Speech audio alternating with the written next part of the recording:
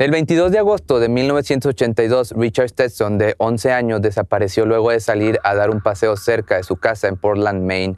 La mañana siguiente, un motociclista encontró el cuerpo del pequeño yaciendo a lo largo de una carretera rural. Lo que se supuso primeramente fue que había sido un accidente de un atropellamiento, pero en realidad era una víctima del adolescente de 16 años, Joseph Joubert IV, que había estrangulado al menor con una cuerda y lo había apuñalado en más de 10 ocasiones. En el video de hoy te voy a contar sobre el cortador de Woodford, un Boy Scout que se convirtió en un matón.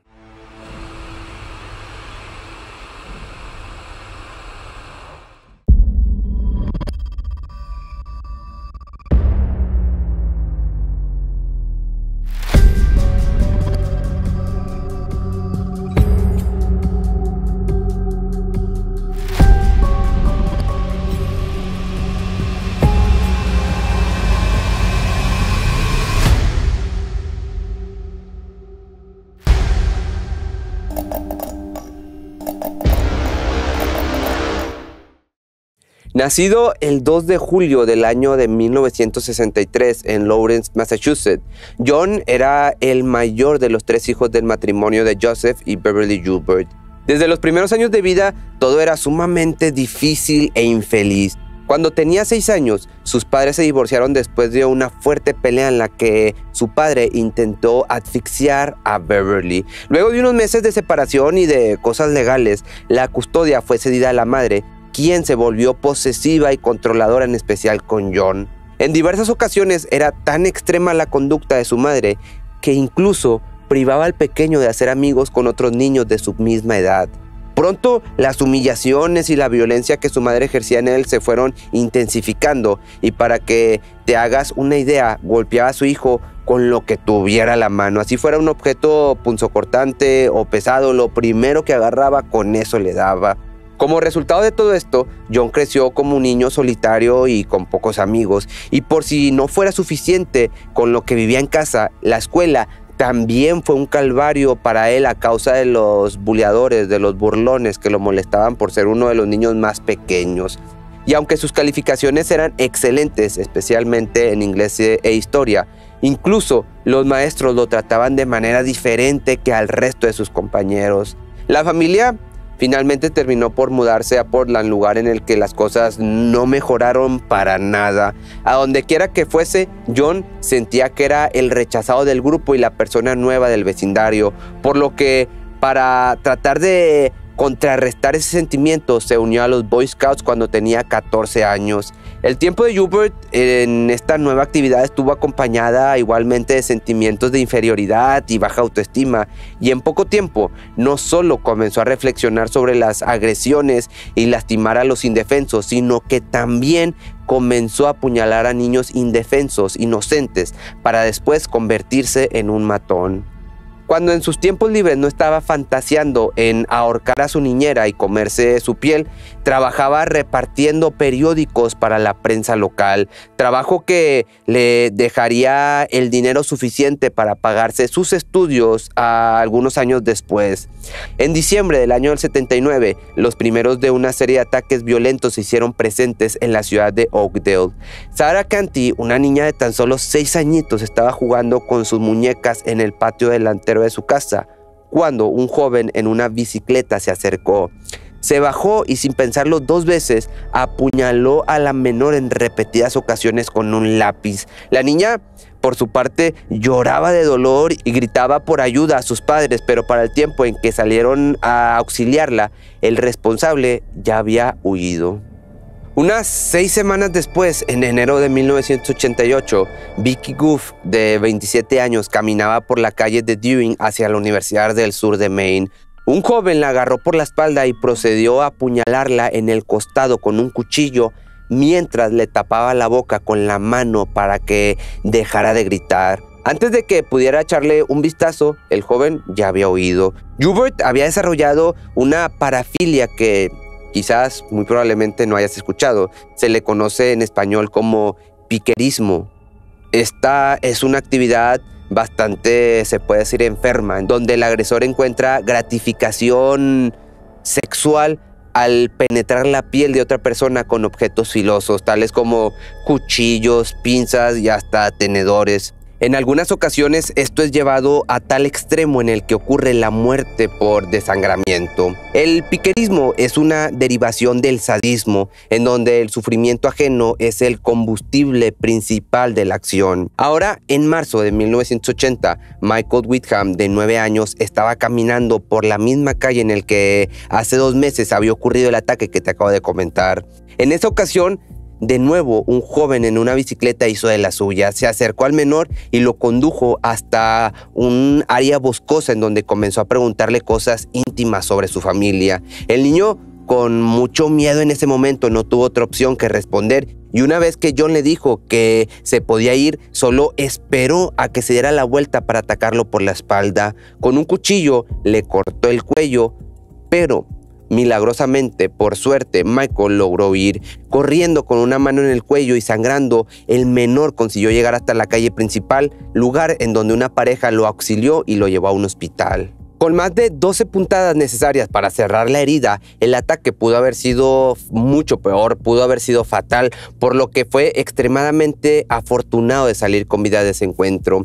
Para este entonces, todos los ataques perpetrados por John permanecerían sin resolver. Todo hasta que llevó sus actos un paso más adelante y le quitó la vida a alguien. Mientras las autoridades investigaban el caso, el sospechoso pasó a ser conocido como Oakdale Slasher.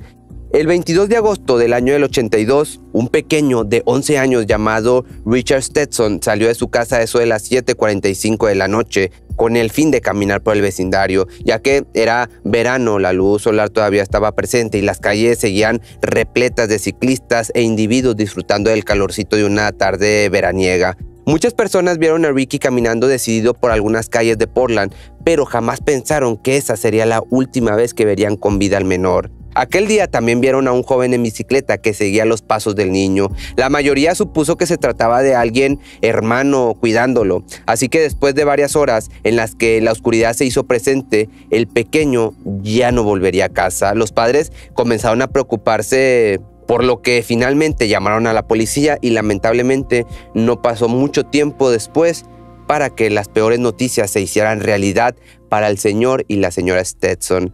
La mañana siguiente, un motociclista que se dirigía al trabajo vislumbró lo que parecía ser un cuerpo ya sin vida, tirado en un área verdosa lejos del camino principal por el que los corredores salían a hacer ejercicio. El niño había sido estrangulado con las manos, así como por un objeto que parecía ser una cuerda, y también tenía marcas de apuñalamiento en algunas partes del tórax. Luego de una breve investigación se confirmó que no había sido agredido, que no había sido abusado. Marcas de dientes fueron localizadas en la pierna derecha del menor, pero para confundir a las autoridades, el agresor trató de utilizar un cuchillo para cortar y enmascarar las heridas. En estos tiempos, esto era algo que nunca se había visto en una investigación, así que los detectives forenses no sabían ni por dónde comenzar su trabajo. Lo único de lo que estaban seguros eran de dos cosas. La primera era que el responsable definitivamente era un individuo peligroso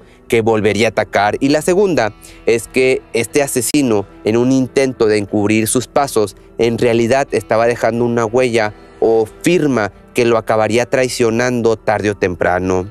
A pesar de los mejores esfuerzos de la policía de Portland, el caso de Ricky se enfrió por falta de pruebas y fue archivado.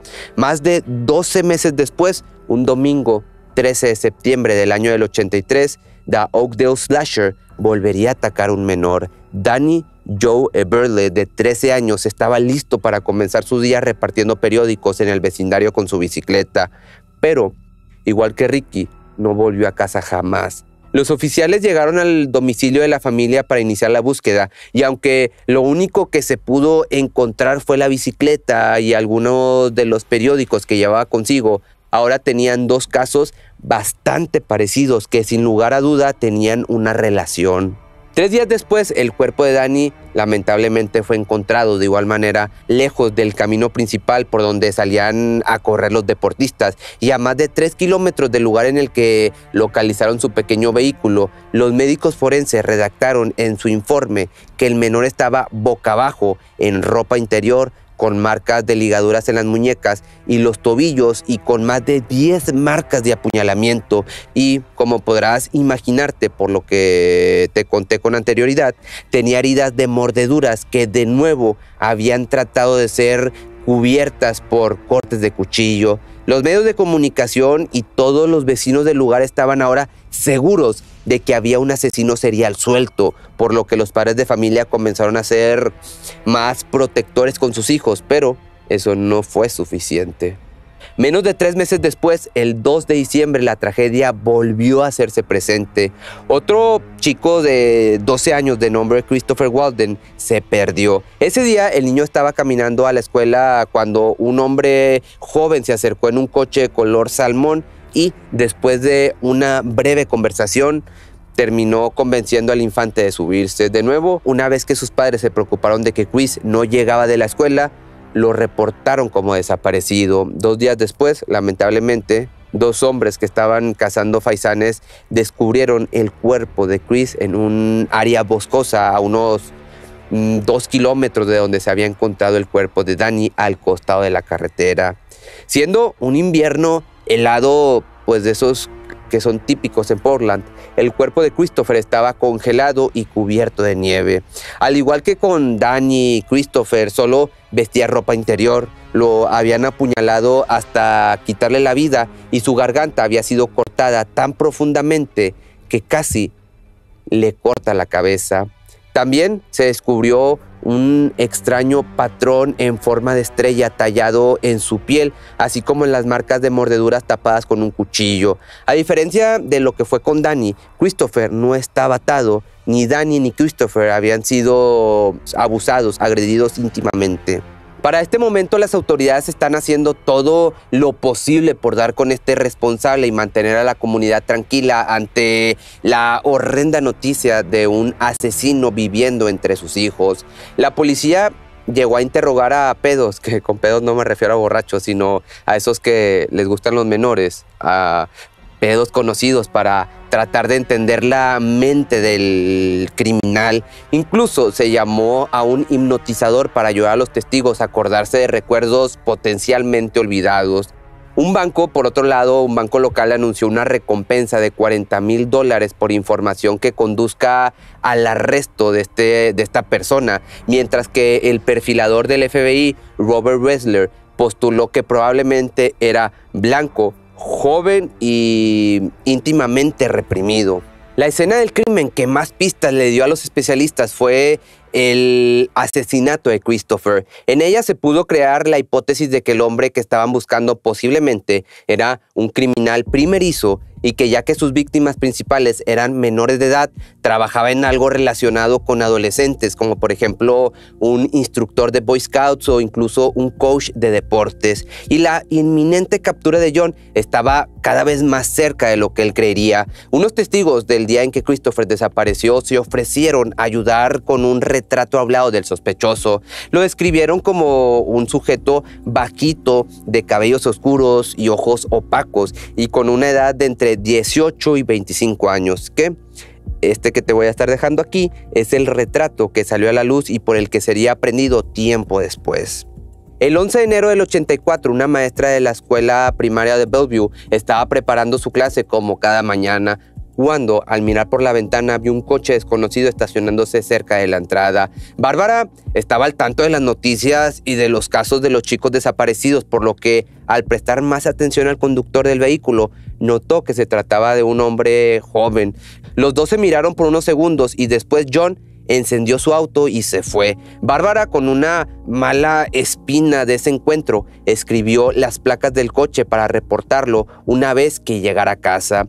Así, las placas del vehículo arrojaron el nombre de John. No solo concordaba con la descripción de los especialistas del FBI, sino que también se parecía al retrato que los testigos habían proporcionado. Cuando las autoridades registraron su casa, encontraron un cuchillo de caza y varios metros de cuerda que coincidían con las localizadas en la escena del crimen de los niños desaparecidos. De un día para otro, John fue arrestado y llevado a los cuarteles de la policía para cuestionarlo. Ni siquiera tuvieron que meter mucha presión para que terminara confesando por todos y cada uno de los crímenes. Cuando se le preguntó si volvería a matar, él simplemente respondió que se sentía aliviado de que lo atraparan, ya que, de no ser así, hubiera continuado lastimando niños. A pesar de múltiples evaluaciones que sugerían que Joubert era obsesivo compulsivo y sufría un trastorno de personalidad esquizoide, la ley determinó que estaba en su sano juicio mientras cometía sus crímenes. Joubert fue condenado a cadena perpetua en Maine por el asesinato de Stetson y condenado a muerte en Nebraska por los demás, hasta que finalmente fue ejecutado en la silla eléctrica a las 12:29 de la mañana del 17 de julio de 1996. Por otro lado, pues al final nada va a traer de nuevo a la vida a las víctimas de Joubert, pero al menos se puede decir que las familias de Portland pueden estar tranquilos al saber que un monstruo así ya no está entre nosotros. Si te gustó este video, no olvides seguirme en mis redes sociales. También los videos los subo a Facebook, no van a la par que YouTube. Y los audios están en Spotify, y recuerda que la merch del canal la puedes encontrar en pepemisterio.com, que son playeras como estas. Playeras como estas y esta hoodie que en la parte de atrás trae un cuervo en color verde. Y nos vemos en el siguiente video.